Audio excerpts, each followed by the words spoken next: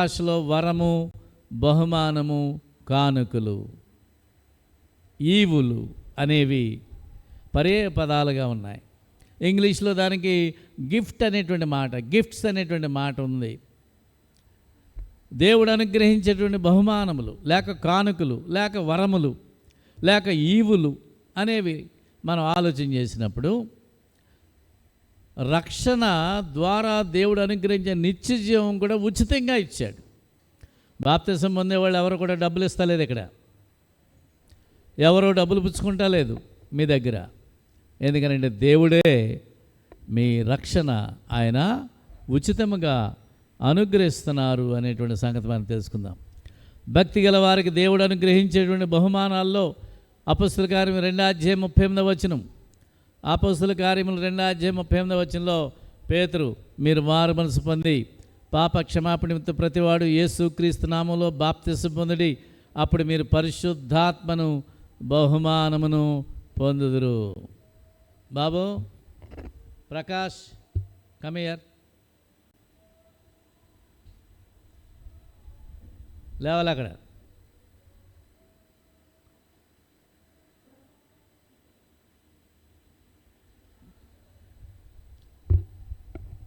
పరిశుద్ధాత్ముడు మనకు బహుమానముగా ఇవ్వబడ్డాడు బాప్తిసం ద్వారా. పరిశుద్ధాత్ముడు అంటే ఏమిటి? మంచి మనస్సాక్షి. ఇతరులు తప్పిదాలు చేసినంత త్వరగా క్రైస్తవులు తప్పులు చేయలేరు. కారణం మీలో ఉండేటువంటి పరిశుద్ధాత్ముడు. కాబట్టి ఒకవేళ తప్పు చేయాలనే మనసు అప్పటికప్పుడు అనిపించిన తర్వాత పరిశుద్ధాత్ముడు అది తప్పు అని చెప్పి మనల్ని మరలా వెనక్కి నెట్టి ప్రభువు దగ్గరికి నడిపించి, నీ తప్పిదాలు ఒప్పుకో అని ప్రభువు పాదాల మీద పడి కన్నీళ్లతో ఆయన పాదాలు కడిగి క్షమాపణ పొంది మరలా నీవు క్రైస్తవ జీవితాన్ని ముందుకు కొనసాగేటట్టుగా చేసేటువంటి గొప్ప కార్యం పరిశుద్ధాత్మ బహుమానం ద్వారా కలుగుతుంది. అందుకని అద్భుతాలు సూచక్రియలు చేయడానికి ఈ పరిశుద్ధాత్మ వరము ఏమాత్రము ఉపయోగపడదు అనేటువంటి సంగతి మనం తెలుసుకుందాం. తదుపరి ఎఫెసీయులకు రాసిన పత్రిక 1వ అధ్యాయము దేవుడిచ్చే బహుమానాల గురించి మనం మాట్లాడుకుంటున్నాం. ఎఫెసీయులకు రాసిన పత్రిక 1వ అధ్యాయం 13వ వచనం ఈ విధంగా తెలియజేస్తుంది. ఎఫెసీ 1:13, మీరును సత్యవాక్యమును అనగా మీ రక్షణ సువార్తను విని క్రీస్తునందు విశ్వాసముంచి వాగ్దానము చేయబడిన ఆత్మచేత ముద్రింపబడితిరి. ప్రియులారా, దేవుడు అనుగ్రహించిన మరొక బహుమానము క్రైస్తవులకి, మీరు కూడా మీ రక్షణ సువార్తను విని క్రీస్తు యేసునందు విశ్వాసముంచి వాగ్దానము చేయబడినటువంటి ఆత్మచేత మీరు ముద్రింపబడ్డారు. గమనించండి, ఏ ఫ్యాక్టరీ అయినా సరే, ఏ కర్మాగారం అయినా ఒక వస్తువుని తయారు చేశాక ఆ వస్తువు సరిగ్గా పనిచేస్తుందో లేదో దాన్ని పరీక్షించి దాని మీద ఒక స్టిక్కర్ వేస్తారు. టెస్టెడ్ ఓకే, టెస్టెడ్ ఓకే అనేది ఒక చిన్న స్టిక్కర్ అంటిస్తారు. అంటే దాని అర్థం ఏంటంటే ఇది పరీక్షింపబడ్డది, ఇది పర్లేదు, ఇది మార్కెట్కి పంపి అమ్మొచ్చు, లేక ఎవరికైనా ఇవ్వచ్చు అనేది. అలాగే దేవుడు క్రైస్తవులకి ఏమిచ్చాడు? పరిశుద్ధాత్ముని సంచకరువుగా ఇచ్చాడు, అడ్వాన్స్ పేమెంట్ పరలోకానికి. మరియు పరిశుద్ధాత్మ చేత ముద్ర వేశాడు. ఏమని? ఓకే, ఇతడు నా కుమారుడు, ఈమె నా కుమార్తె, వీరు పరలోకానికి అర్హులు అని చెప్పడానికి పరిశుద్ధాత్మ చేత దేవుడు మనకొక స్టాంప్ వేశాడు, ముద్ర వేశాడు. ఈనాడు చూడండి, చాలామంది పాస్పోర్ట్ సంపాదించడం చాలా సులభం, కానీ వీసా సంపాదించడమే కష్టం. వీసా సంపాదించాక ఇండియన్ ఎంబాసీకి వెళ్ళాక, అంటే భారతదేశంలోన అమెరికా లేక ఇతర దేశాల కార్యాలయానికి లేక రాయబారి కార్యాలయానికి వెళ్ళాక వాళ్ళ దేశంలోకి మనం వెళ్ళడానికి వాళ్ళు అక్కడ ఏం చేయాలి? స్టాంప్ వేయాలండి. వీసా మీద వాళ్ళు పర్మిషన్ వేయాలి. That is what the stamp of holy spirit that God has assured us to give the eternal life. మనకు దేవుడు పరలోకంలో నిత్య జీవాన్ని ఇస్తానని చెప్పడానికి పరిశుద్ధాత్మ చేత మనల్ని ఆయన ముద్రించాడు. ఇది కూడా మనకి దేవుడిచ్చిన బహుమానం. బహుమానం చాలా విలువైంది కావచ్చు, కానీ డబ్బులు వసూలు చేయబడవు. గుర్తుపెట్టుకున్నారా? మీరు బహుమానం పొందినప్పుడు బహుమానం పొందడానికి మీ దగ్గర ఎవరు కూడా డబ్బులు తీసుకోరు. బహుమానం అనేది ఖరీదైందైనా తక్కువ ఖరీదైందైనా ఉచితంగానే ఇచ్చేది అనేది మనం తెలుసుకోవాలి. ఈ విధంగా ప్రియులారా, దేవుడు బహుమానాలు అనుగ్రహిస్తున్నారు. తదుపరి రోమీయులకు రాసిన పత్రిక 12వ అధ్యాయము విశేషంగా 4 నుంచి 8 వచనాలు మనం చదివితే, పరిశుద్ధాత్మ ద్వారా సంఘానికి దేవుడిచ్చేటువంటి కొన్ని కృపావరములు, వరము అన్నా బహుమానం అన్నా కానుకన్నా ఒకటే అని మీకు ముందుగానే నేను తెలియచేయడం జరిగింది. రోమాపత్రిక 12వ అధ్యాయం 4 నుంచి చదువుతున్నాను. ఒక శరీరంలో మనకు అనేక అవయవములుండినను ఈ అవయవములన్నిటికీ ఒకటే పని ఎలాగుండదో అలాగే అనేకులమైన మనము క్రీస్తులో ఒక్క శరీరముగా ఉండి ఒకరికొకరు ప్రత్యేకముగా అవయవములై ఉన్నాము. మనకు అనుగ్రహింపబడిన కృప చొప్పున వేరు కృపావరములంటే ఉచితముగా దేవుడు అనుగ్రహించే బహుమానములు కలిగిన వారమై ఉన్నాము గనుక ప్రవచన వరమైతే విశ్వాస పరిమాణము చొప్పున ప్రవచింతుము, పరిచర్య వరమైతే పరిచర్యలోను, బోధించు వరమైతే బోధించుటలోను, హెచ్చరించు వరమైతే హెచ్చరించుటలోను పని కలిగి ఉందము. పంచిపెట్టు వరమైతే శుద్ధమైన మనసుతోను, పై విచారణ చేయు వరమైతే జాగ్రత్తతోను, కరుణించు వరమైతే సంతోషముతోను పని ఏం చేయాలట? జరిగింపవలను. పని జరిగింపాలి.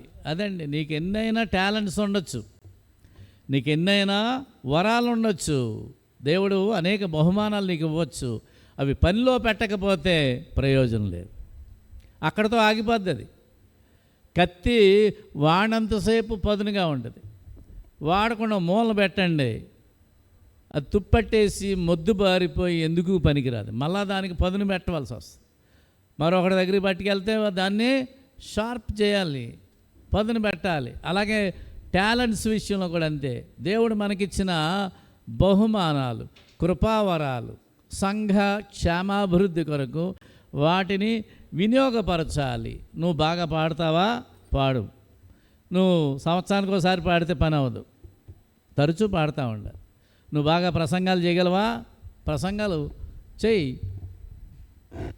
అదే 6 నెలలకు ఒకసారి నువ్వు ప్రసంగం చేస్తే నువ్వు ఎందుకు పనికిరావు? నువ్వు తరువు అవ్వాలి. నువ్వు నీకున్న ప్రతి తలాంతుని నీవు పదును పెట్టాలి అని అంటే పని కలిగి ఉండుడి అని దేవుని యొక్క ఆత్మ మనకు తెలియజేస్తున్నాడు. ఆ విధంగా ప్రియులారా, దేవుడు అనుగ్రహించినటువంటి బహుమానాలను మనం వినియోగించాలి.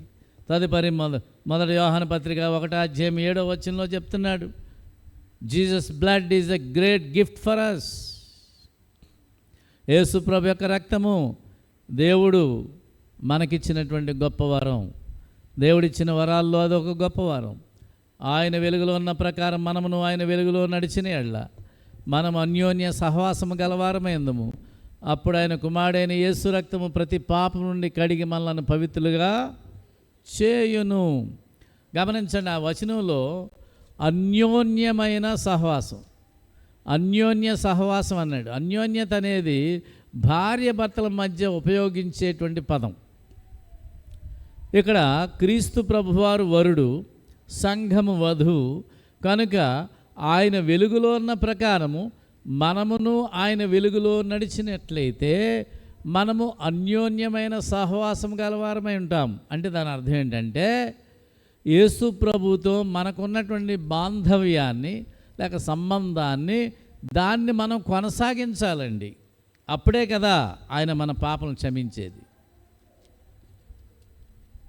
లేదు, అడపా తడపా సంబంధాలు కలిగి ఉంటే పని అవ్వదు.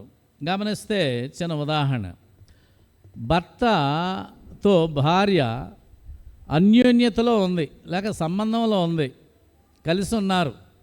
భార్య తాలూకు ఏ ఖర్చు అయినా, భార్య అవసరాలు ఏమైనా సరే భర్త భరింతాడు. అలాగే భర్త భార్యని ప్రేమిస్తూ చక్కగా చూసుకున్నాడు అనుకో, భార్య కూడా ఏం చేస్తుంది, భర్తకి అన్ని రకాల సేవలు, తనకిష్టమైన వంటకాలు, బట్టలు ఉతికేయడం, ఇల్లు శుభ్రం చేసేయడం, తనకు కన్న బిడ్డల్ని అన్ని విధాలుగా సాకడం, వారిని పరిరక్షించడం, అన్ని పనులు చేస్తుంది భార్య. ఒకవేళ వాళ్ళిద్దరూ విడిపోయారనుకోండి, అడపాదడపా కలుస్తున్నారనుకోండి, ఏ పోలీస్ స్టేషన్ దగ్గరో, ఏ కోర్టుల దగ్గరో, ఏ పెద్దల దగ్గరో అప్పుడప్పుడు ఒకరి ముఖం ఒకడు చూసుకుంటూ అడపాదడపా కలుస్తూ ఉంటే భర్త భార్య ఖర్చులు భరించడు, భార్యను సంతోషపరచడు. అలాగే భార్య భర్త యొక్క వెచ్చావేడి చూడదు, ఆమె అతని ఎడల బద్ధురాలు కాలేదు. అంటే దాని అర్థం ఏంటంటే, ఆయన వెలుగులో ఉన్న ప్రకారం మనమును ఆయన వెలుగులో నడిచిన ఎడల మాత్రమే క్రైస్తవులుగా మనం చేసే ప్రతి పాపము దేవుడు క్షమించడానికి అవకాశం ఉంటుంది.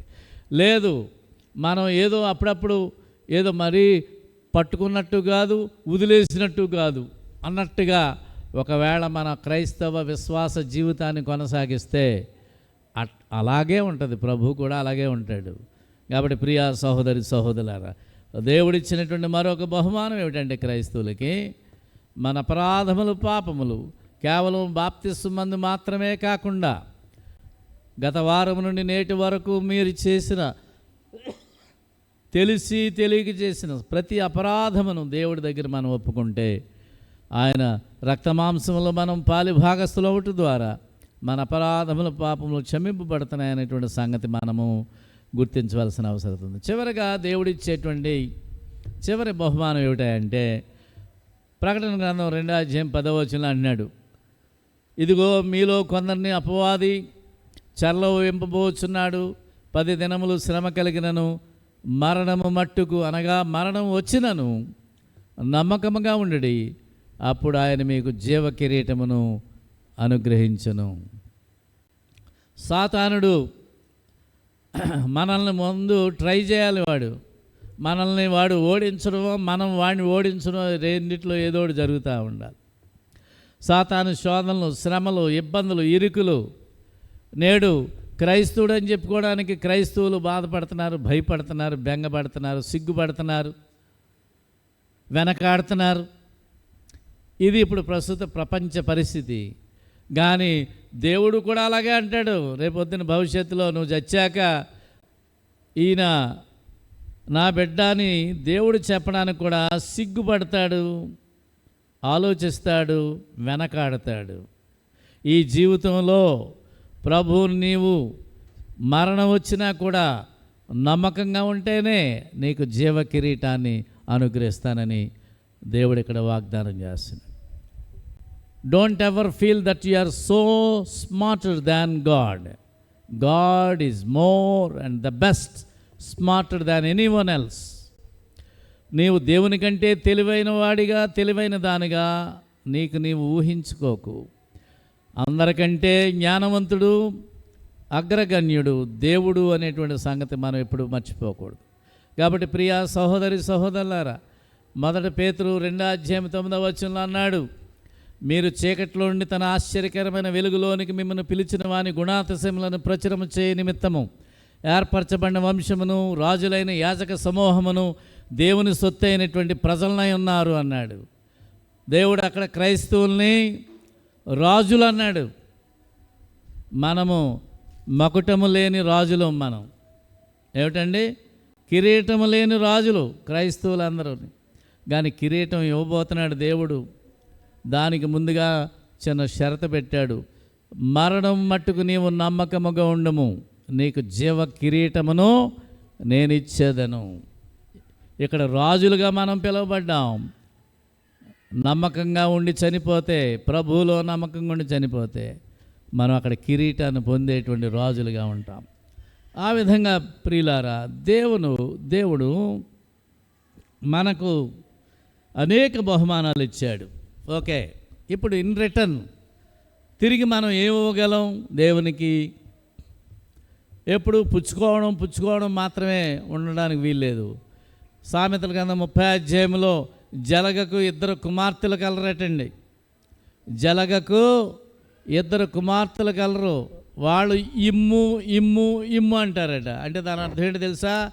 జలగ ఈ వైపు నుంచి రక్తం పీల్చేస్తుంది, ఆ వైపు నుంచి కూడా రక్తం పీల్చగలదు. ఎప్పుడు చూసినా దేవా నాకు దీవించు, నన్ను దీవించు, నాకు ఆశీర్వదించు, నీ బహుమానాలు దయచేయి, అది ఇది అని ప్రతిదీ దేవుని దగ్గర నుంచి పొందడమే తప్ప తిరిగి దేవునికి ఇచ్చేటువంటి పరిస్థితి మనకు ఏమైనా ఉందా అంటే ఉండాలని దేవుని యొక్క వాక్యం సెలవిస్తుంది. దయచేసి కీర్తన 100వ కీర్తన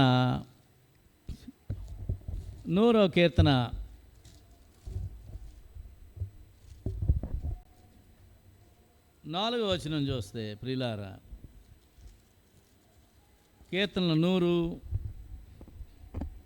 100:4 వచనం, కృతజ్ఞతార్పణ చెల్లించుచు ఆయన గుమ్మములలో ప్రవేశించుడి. దేవుని దగ్గర ఉత్తి చేతులతో ఎవరు కూడా రాకూడదు. ఎందుకని? మీరు కూడా ఒట్టి చేతులతో వెళ్ళకూడదు. మీరు దేవుని దీవెనలు పొందుతారు. దేవుని గుమ్మములో ప్రవేశించేవాడు కృతజ్ఞతార్పణతో చెల్లించాలి. ఎవరైనా సరే మనకు అప్పిచ్చారనుకోండి, బాబు నాగరాజు గారు, మనకు ఎవరైనా అప్పిచ్చారనుకోండి, అప్పుడుగా రెండో అప్పు ఇస్తారా? ఎవరు ఏమంటారు? ముందు అప్పు కట్టావయ్యా, ముందు మొదట చేసిన అప్పు కట్టాయి, తర్వాత నీకు ఎంత కావాలో అంత ఇస్తాం. దేవుడు కూడా అదే అంటున్నాడు. నీకు దేవుడు చేసిన ఉపకారాలకి కృతజ్ఞతార్పణలను చెల్లించకపోతే దేవుడు కూడా నిన్ను ఆశీర్వదించడు, దేవుడు మళ్ళీ ఇవ్వడం. కాబట్టి ముందు పొందిన వాటికి దేవునికి మనం ఏం చెప్పాలి? కృతజ్ఞతలు తెలియజేయాలి. నీకేమీ లేదు, కనీసం వందనాలు చెప్పు. నీకు అన్నీ ఉన్నాయి, నీకు దేవునికి ఇవ్వాల్సింది ఇచ్చేసేయి. అలా చేయడం వల్ల నిన్ను దేవుడు అంతకంతకు ఆశీర్వదిస్తాడు. ఒకప్పుడు నేను 100 రూపాయలు ఇచ్చేవాడిని దేవునికి కానుక, అంతకుముందు 10 రూపాయలు ఇచ్చేవాడిని, తర్వాత 100 ఏళ్ళు 1000 అయింది, 1000 ఏళ్ళు ఇప్పుడు 25,000 అయింది. నేను 1,00,000 రూపాయల కంటే ఎక్కువ ఇవ్వాలని ఉంది నాకు ప్రతి నెల దేవుని కానుకలు. దానివల్ల నేనేం నష్టపోలేదు, దేవుడు నన్ను అంతకంతకు ఆశీర్వదిస్తున్నాడు. మీరు ఇచ్చి చూడండి. రైతు విత్తనాలు జల్లితేనే కదా భూమి ఫలాన్ని ఇచ్చేది. రైతు వేసే విత్తనాలు వేస్తుందా భూమి ఫలితం? రైతు కొంచెడు విత్తనాలు వేస్తే 10 బస్తాలు పట్టుకెళ్తాడు ఇంటికి.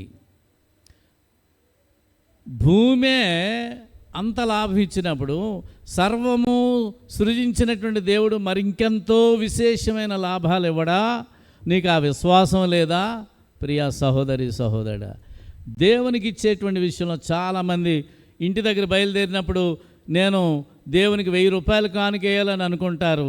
ఇక్కడికి వచ్చేటప్పటికి కానుకల సమయం వచ్చేటప్పటికి జేబులోంచి 100 రూపాయలు వస్తుంది, 1000 రూపాయల బదులు. అంటే ఈ లోపల ఏమైపోయినట్టు? మన చెయ్యి వెనక్కే లాగేసింది. అంటే నీకు ఆత్మ సంబంధమైన పక్షవాతం ఉందన్నమాట. పక్షవాతవ పెరాలసిస్, స్ట్రోక్ వచ్చేసింది మాట నీకు. You are spiritually paralysed in regarding of giving back to God. దేవుడిచ్చిన దాంట్లోంచి దేవుడికి ఇవ్వడానికి మనకే చెయ్య వెనకలాగేస్తుంది, మనసు వెనకలాగేస్తుంది. తద్వారా ఏం కలుగుతుంది? నీకు శాపం తప్ప ప్రయోజనం ఉండదు. మత్తయి సువార్త 6వ అధ్యాయం 20-21 వచనాలు మన సహోదరులు చదివి వినిపించారు. పరలోకమందు మీ ధనమును కూర్చుకునడి, అచ్చట చిమ్మిట తుప్పు లేదు, దొంగలు కన్నం వేసి దొంగలరు అని చెప్పాడు. పరలోకానికి వెళ్ళడానికి 2 మార్గాలు. మన ధనాన్ని పరలోకంలో దాచుకోవడానికి 2 మార్గాలు ఇచ్చాడు దేవుడు. ఒకటి, మనం అభివృద్ధి పొందిన కొలది దేవునికి కానుకలు ఇచ్చడం ద్వారా. రెండవది, అవసరతలో ఉన్నటువంటి దీనులకు, దరిద్రులకు మనము సహకారము చేయటం ద్వారా. బీదలను కనికరించేవాడు యెహోవాకు అప్పిచ్చువాడని దేవుని యొక్క వాక్యం సెలవిస్తుంది. నువ్వు పేదవారిని కనికరిస్తే దేవుడికి నువ్వు అప్పిచ్చినట్టు.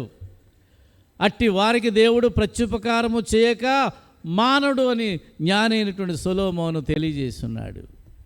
కాబట్టి ప్రియులారా, పరలోకంలో ధనం కూర్చుకోవడానికి మనము ఈ లోకములోనే ధనాన్ని దేవునికి ఇవ్వాలి.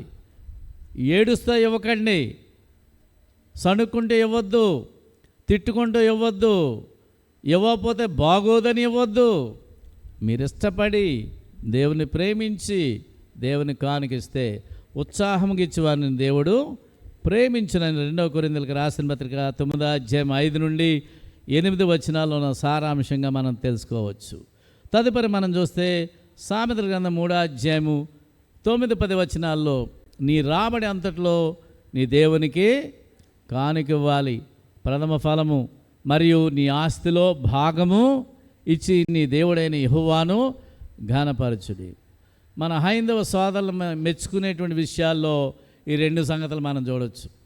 హైందవ సోదరులు వారి నమ్మిన దేవుడికి నిలువు దోపిడీలు ఇస్తారు. వారు కట్టుకునే ప్రతి ఇంట్లో దేవుడికి ఒక గది కడతారు.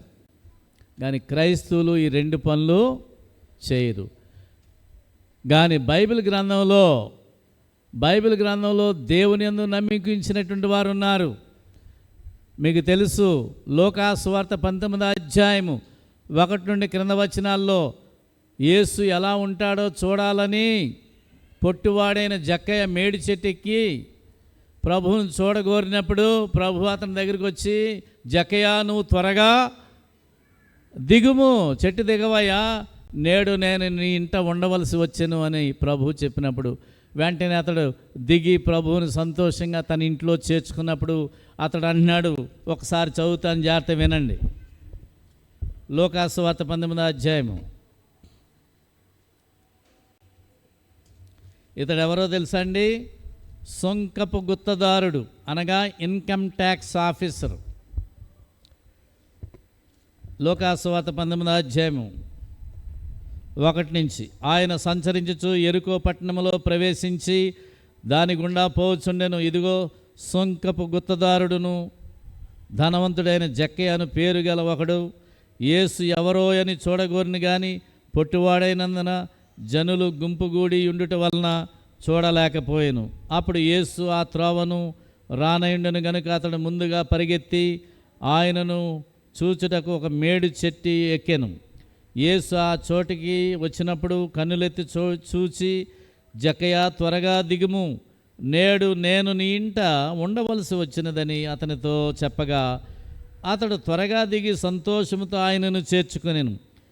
అందరూ అది చూచి ఈయన పాపి అయిన మనుషుని యొద్ద బస చేయ వెళ్ళినని చాలా సణుకొనిరి. జక్కయ్య నిలవబడి, ఇదిగో ప్రభువా, నా ఆస్తిలో సగము బీదలకిచ్చుచున్నాను. నేను ఎవని యొద్ద అయినను అన్యాయముగా దేనినైనా తీసుకుని ఎడల అతనికి 4 వంతులు మరలా చెల్లింతునని ప్రభువుతో చెప్పాను. అందుకు యేసు, ఇతడును అబ్రహాము కుమారుడే, ఎందుకనగా నేడు ఈ ఇంటికి రక్షణ వచ్చి ఉన్నది. చూడండి, మన హైందవ సోదరులు నిలువు దోపిడీ ఇస్తున్నారు, ఇంటిలో దేవుడికి ఒక గది ఇస్తున్నారు. మంచిది, చాలా గొప్ప సంగతి, అభినందనీయం. ఇక్కడ అంతకంటే ఎక్కువిచ్చినటువంటి ఒక ఇన్కమ్ ట్యాక్స్ ఆఫీసరు, సొంకపు గుత్తదారుడైనటువంటి జక్కయ్య ప్రభు తన ఇంటికి రాగానే వెంటనే అన్నాడు, ఇదిగో నా ఆస్తిలో సగము బీదలకు ఇచ్చుచున్నాను. నేను ఎవరి యొద్దనైనను అన్యాయముగా దేనినైనా తీసుకున్నట్లయితే 4 వంతులు తిరిగి చెల్లిస్తాను అన్నాడు. ఇంకేం మిగులుద్ది ఆయన దగ్గర? ఏం మిగులుద్ది? ఏమీ మిగలదు. ఒక్క యేసుప్రభు ఉంటాడు. యేసుప్రభు దగ్గర ఏముంటుందండి అని అంటే, బుద్ధి జ్ఞానముల సర్వ సంపదలనియో ఆయన యందు గుప్తములై ఉన్నవి. సమస్తము ఆయన యందు ఉంది.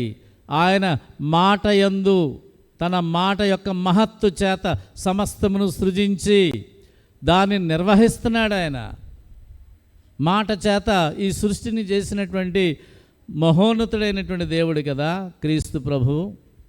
చూసారా ప్రియులారా, నిజమైనటువంటి క్రైస్తవ్యానికి, మోసపూరితమైనటువంటి క్రైస్తవ్యానికి, వేషధారణతో కూడినటువంటి క్రైస్తవ్యానికి ఎంత తేడా ఉందో చూసారా.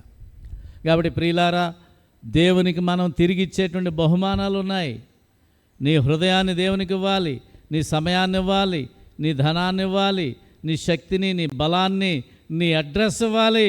You have to give your address to God. దేవునికి నీ చిరునామా ఇవ్వాలి. ఈనాడు చాలామంది పేరుకేమో ఎస్సీలు, లోపలేమో క్రైస్తవులు. అది చాలా తప్పండి ప్రియులారా. నువ్వు ఎస్సీగా ఉంటే ఎస్సీగా ఉండు, క్రైస్తవుడిగా ఉంటే క్రైస్తవుడిగా ఉండు. ఎందుకు అన్యజనుల మధ్య దేవుని నామానికి అవమానం తెస్తున్నావు? నువ్వు ఎందుకు దేవుణ్ణి బాహాటంగా నువ్వు సిలువేస్తున్నావు? మరలా తప్పది. నేను నా పిల్లలందరూ కూడా క్రైస్తవులుగా చేసేసాం. సర్టిఫికెట్లో మా పిల్లలందరూ కూడా క్రిస్టియన్స్గానే చదివారు. ఎవ్వడో కూడా మా దగ్గరికి వచ్చి విమర్శించేవాడు ఉండడు, అటు ప్రభుత్వ ఉద్యోగుల్లో కానీ ప్రైవేటు వాడి కానీ. ఎందుకనంటే మేము ప్రభుత్వ రాయితీలు పొందడానికి తప్పుడు సర్టిఫికెట్లు పెట్టి మా పిల్లల్ని చదివించలేదు, వాళ్ళకి ఉద్యోగాలు రాకపోయినా కూడా బెంగలేదు. ఎందుకనంటే మాకు ప్రభువే ముఖ్యం, దేవుని రాజ్యం ముఖ్యం, దేవుని యొక్క రక్షణ ముఖ్యం. బ్రతకడానికి అనేక మార్గాలు ఉన్నాయి. ఉద్యోగం చేసే బ్రతక అవసరం లేదు, ఎలాగైనా బ్రతకగలరు. ఏమీ లేనివాడు కూడా బ్రతుకుతున్నాడు ఈ లోకంలో. ఏ ఉద్యోగం, సద్యోగం, ఏ వ్యాపారం, ఏ దిక్కు దివాణం లేనోడు కూడా లోకంలో బ్రతుకుతున్నారు కదా. ప్రియ సహోదరి సహోదరులారా, యేసు ప్రభు దగ్గరికి ముగ్గురు జ్ఞానులు వచ్చారు. మత్తయి సువార్త 2వ అధ్యాయం 10-11 వచనాల్లో వారు ప్రభువుకి ఏమిచ్చారు?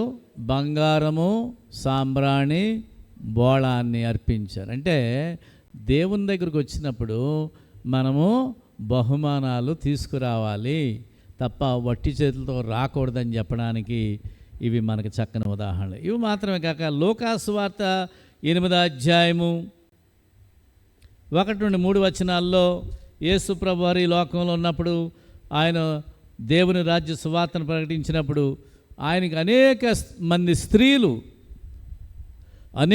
స్త్రీలు ఆర్థిక పరమైనటువంటి సహకారం అందించారు. అంటే యేసు ప్రభు కూడా స్పాన్సర్స్ ఉన్నారన్నమాట. గమనిద్దాం. లూకాసు వార్త 8వ అధ్యాయం 1 నుంచి. వెంటనే ఆయన దేవుని రాజ్య సువార్తను తెలుపుచు ప్రకటించచ్చు ప్రతి పట్టణములోను ప్రతి గ్రామములోను సంచారము చేయుచుండగా 12 మంది శిష్యులను, అపవిత్రాత్మలను, వ్యాధులను పోగొట్టబడిన కొందరు స్త్రీలను, అనగా 7 దెయ్యములు వదిలిపోయిన మగ్దలేనే అనబడిన మరియు హేరోదు యొక్క గృహ నిర్వాహకుడకు కూజా భార్యకు యోహన్నయు, సూసన్నయు ఆయనతో కూడా ఉండిరి. వీరును ఇతరులు అనేకులను తమకు కలిగిన ఆస్తితో వారికి ఉపచారము చేయుచు వచ్చిరి. చూడండి, ఉపచారం అన్న చోట 4 అనే అంకి వేసి ఫుట్ నోట్లో రాస్తున్నాడు. అనేక ప్రాచీన ప్రతుల్లో ఆయనకు ఉపచారమని పాఠాంతరము. యేసు ప్రభు సేవకు సహకరించిన వారు ఎవరో తెలుసా? స్త్రీలట. స్త్రీలు తమ ఆస్తితో ప్రభు సేవను ప్రోత్సహించి ఉపచారం చేశారటండి. ప్రియా సహోదరి వారు తెలుగు తక్కువ వాళ్ళు ఏం కాదండి. ఈ లోకం అశాశ్వతమని, ఈ జీవితం అశాశ్వతమని, ఇక్కడున్న ఆశీర్వాదాలు అశాశ్వతమని తెలిసి శాశ్వతమైనటువంటి దేవుని రాజ్యము కొరకు, శాశ్వతమైన నిత్యరాజ్యము కొరకు, శాశ్వతమైన దేవుని ఆశీర్వాదము లేక బహుమానములు పొందాలనేటువంటి ఆశతో వారు తమ ఆస్తితో క్రీస్తు ప్రభుకి పరిచర్య చేస్తే ప్రభువారు ఆయన 12 మంది శిష్యులు వారు దేవుని రాజ్య సువార్త ప్రతి పట్టణములోను ప్రతి గ్రామములోనూ వారు ప్రకటించారు అని దేవుని యొక్క వాక్యం సెలవిస్తుంది. ఇప్పుడు సేవకుల్ని ప్రోత్సహించడానికి మన సంఘము ఎంతో హర్షణీయంగా అభినందనీయంగా మీరిచ్చే కానుకల వలన కొన్ని మంచి ఆలయాలు అటవీ ప్రాంతాల్లో ఆలయాలు కడుతున్నాం. ఇటీవల ఇక్కడ మన సంఘం నుంచి 3,000, మండపేట క్రీస్తు సంఘం నుంచి 12,000 కలిపి 15,000 రూపాయలు చింతపల్లి అటవీ ప్రాంతంలో ఒక ఆలయానికి పంపించడం జరిగింది. దాని వివరాలు మీకు మన గ్రూప్లో పెడతాను, గమనించండి. ప్రియులారా, మీరిచ్చేటువంటిది కానుకలను బట్టి దేవుని రాజ్య సువార్త ప్రకటించడానికి అవకాశం కలుగుతుంది. అనేక మంది సేవకులు వస్తున్నారు, వారిని ఆదరిస్తున్నాం. అలాగే మొన్న ఇటీవల అమెరికా నుంచి వచ్చినటువంటి సోదరులు, మన సిస్టర్ పెట్రిషియా ఆర్ఫనేజ్ దాత వచ్చినప్పుడు వారిని ఆదరించి సన్మానించి వారిని పంపించడం జరిగింది. ఇవన్నీ కూడా నా ఒక్కడి వల్లనే సాధ్యం కాదు, మీరందరూ సహకారం వలన కొన్ని మంచి పనులు చేయగలుగుతున్నాం. వీటి ద్వారా వచ్చే దీవెనలు మాతో పాటు మీరు కూడా వాటాదారులే, మీకు కూడా వస్తాయి దీవెనలు. అవి మీకు మీ బిడ్డలకు ఉంటాయి. కాబట్టి ప్రియా సహోదరి సహోదరులారా, ఒకడిచ్చు కానుక వానికి వీలు కలుగు చేయను, గొప్పవారి యొద్దకు వానిని రప్పించును అని చెప్పినటువంటి వాక్యం అది వాస్తవం అని మనం తెలుసుకుందాం. కాబట్టి ప్రియులారా, ఇంతవరకు దేవుడిచ్చేటువంటి బహుమానములు, దేవునికి ఇచ్చేటువంటి బహుమానములు అనేటువంటి 2 సంగతులు మనం నేర్చుకున్నాం. దేవుడు మనుషులందరినీ ప్రేమిస్తున్నాడు, మనుషులందరికీ ఆయన సహాయం చేస్తున్నాడు. అలాగే మనుషులు అందరూ దేవుని ప్రేమిస్తలేదు, మనుషులందరూ తిరిగి కృతజ్ఞత కలిగి దేవుని ఎడలేరు. కానీ కొందరు మాత్రమే, కృతజ్ఞత కలిగిన వారు మాత్రమే ఆయన బహుమానములు, ఆయన ఆశీర్వాదములు అనుభవించి ఆయన మర్చిపోయేటువంటి వారు ఆయన ఎంత మాత్రమో సంతోషపరచలేరు. కానీ కృతజ్ఞత భావం కలిగి దేవునికి తిరిగి ఇవ్వాలనేటువంటి ఇంకిత జ్ఞానం కలిగిన వారు ఇస్తూ ఉన్నారు. తద్వారా వారు ఆశీర్వదింపబడుతున్నారు. దాన్ని బట్టి దేవునికి స్తోత్రాలు అర్పిస్తున్నాం. ఇంతవరకు మీరు చాలా ఓపికగా ఉన్నందుకు మీ అందరికీ హృదయపూర్వక వందనాలు. ఈ కొద్ది మాటల మనందరి హృదయాల్లో జీవితాల్లో దేవుడు ఆశీర్వదించును గాక. ఆమెన్.